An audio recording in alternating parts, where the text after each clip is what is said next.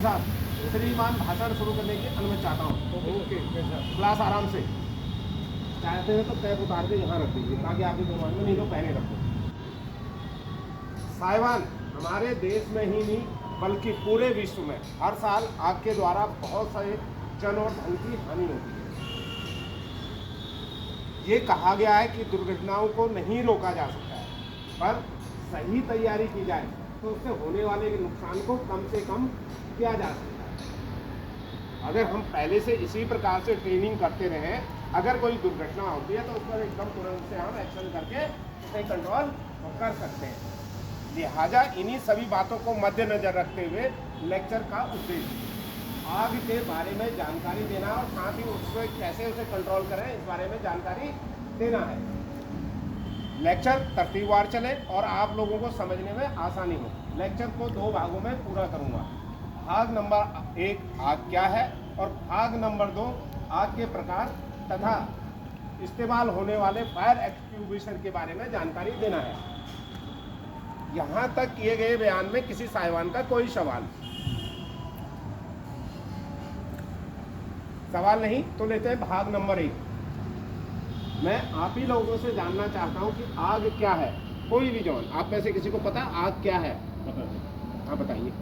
आग एक रासायनिक प्रक्रिया है। हाँ। आग 3 चीज़ों से मिलकर बनी है, ऑक्सीजन, ईंधन और तापमान। वेरी गुड, बहुत अच्छा, बहुत ही अच्छा इन्होंने बताया कि आग एक रासायनिक प्रक्रिया है। ये 3 कंपोनेंट के मिलने से पैदा होती है या उत्पन्न होती है। मतलब कंपोनेंट मतलब हिंदी में समझो कि कोई 3 चीजें जब एक जगह इकट्ठी हो जाएंगी तो क्या होगा? आग लग जाएगी। उसके लिए सबसे पहले O2 ऑक्सीजन, नंबर 2 ईंधन यानी कि फ्यूल, और नंबर 3 तापमान या हीट। समझ में आया? ये इसे फायर ट्रायंगल के नाम से भी जाना जाता है। ठीक है ना? समझ में आया? अरे समझ में आया आप लोगों को क्या क्या होना चाहिए? ये तीनों चीज जब तक नहीं होंगी तो फायर नहीं लगेगा या आग नहीं लगेगी। समझ में आ रहा बात को? अब आग क्या आई? अभी आ गई, आपके फीचर बन गई। ये एक केमिकल रिएक्शन है। अगर अंग्रेजी जो जानना पड़ते हैं, केमिकल रिएक्शन है या हिंदी में क्या बोलेंगे? रासायनिक प्रक्रिया है। यहाँ तक समझ में आ गया? तो यहाँ पर तो हो गया भाग नंबर 1 खत्म। सिर्फ ये आपको समझना था कि आग क्या। अब मैंने क्यों बढ़ाया, ये क्या जरूरत थी? आपको O2 भी मिलनी चाहिए, ऑक्सीजन भी मिलनी चाहिए, ये भी मिलनी चाहिए। जब हम मेथड में जाएंगे, आज नहीं चलेगा, मेथड का लेक्चर किसी दूसरे दिन लेंगे जब अगले दिन परमिशन मिलेगी। किस किस मेथड से हम आग को कंट्रोल कर सकते हैं, उन मेथड को जानने के लिए हमें आग के बारे में जानना जरूरी है। हाँ, वो दूसरे दिन पढ़ाएंगे। ठीक है ना? वो दूसरे दिन पढ़ाएंगे। आज केवल हम ये जान रहे हैं कि आग क्या है, इसलिए मैंने बताया कि आग क्या है, उसमें आपको क्या क्या चीज़ अलग करनी है वो समझाया जाएगा। समझ में आया? आ रहा है समझ में? तो भाग 1 यहाँ पर समाप्त होता है। किसी साहिबान का कोई सवाल है तो दिमाग में पूछते जाओ। जिसको समझ नहीं आ रहा है वो पूछते जाना। मैं तेज चला रहा हूँ इसलिए ताकि ये ड्यूटी वाले ड्यूटी में भी चढ़ेंगे अभी, है ना? कुछ लोग ये अपने अपने काम पे जाएंगे। तो अब लेते हैं भाग नंबर 2, आग के प्रकार।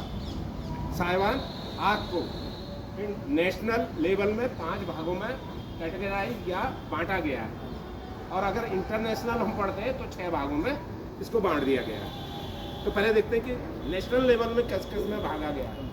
A class of fire, B class of fire, C class of fire, D class of fire, E class of fire। बहुत ही अच्छा, वेरी गुड, शाबाश, बहुत अच्छा आपने बताया। A class, B class, C class, D class और E क्लास। अब देखते हैं इन्हीं को एक एक करके लेते हैं। सबसे पहले लेते हैं A class fire. A class fire जब किसी ठोस वस्तु में, यानी कि जैसे लकड़ी, कोयला, गत्ता, प्लास्टिक, जो रबर, ऐसी चीज़ों में जो आग लगती है उसको कहते हैं A क्लास की फायर। किसमें कैटेगराइज किया गया, किसमें रखा गया? A class. अब आता है B क्लास। अरे समझ में आया किसमें रखा गया? A क्लास में क्या क्या है? अच्छा, एक चीज़ और मैं आपको बताना भूल गया। टाइप ऑफ फ्यूल या टाइप ऑफ ईंधन, ईंधन के प्रकार के हिसाब से आग को कैटेगराइज किया गया है यहाँ पर। ठीक है ना? वो आपको समझना जरूरी है। क्यों समझना जरूरी है? कोई जवान बताए क्यों समझना? बताइए आप। सर, उसमें हम वाटर टैप का यूज करेंगे। नहीं, वो तो ठीक है, एक क्लास में आप वाटर टैप यूज करोगे, पर जरूरत क्या है ये समझाने की? मैं पूछ रहा हूँ उसकी जरूरत क्या है? हम आग के प्रकार क्यों समझा रहे हैं? उसकी जरूरत तो होती होगी ना, तभी तो समझा रहे होंगे। अब ये क्यों किया गया? सुनो, मैं बता रहा हूँ आपको, सुनो। क्यों किया गया, ताकि हमें पता लग जाए कि ये आग किस प्रकार की है, और उसी प्रकार का फायर एक्सटिंग्विशर हम यूज लेके करेंगे। जाना पड़ेगा। अगर कोई दूसरा हम यूज करते हैं तो क्या होगा, कवर गड़बड़ हो जाएगी। कैसे गड़बड़ होगी ये आगे बताऊंगा, ठीक है ना। तो एक क्लास समझ में आ गई। हाँ जी। लोहा सॉरी लकड़ी, कोयला, गत्ता, प्लास्टिक, रबड़, एक्स्ट्रा, इसमें जो आग लगेगी उसको एक क्लास में रखा गया। अब लेते हैं बी क्लास की आग। B class flammable liquid item, petrol, diesel, paint, kerosene, जो इस प्रकार की आग अगर लगती तो उसको क्या कहेंगे, बी क्लास की है। समझ में आया? अरे समझ में आया, ए में क्या है, बी में क्या है। अब देखिए सी टाइप। सी टाइप की आग किस चीज़ पे है, किस पे, अगर कहीं पर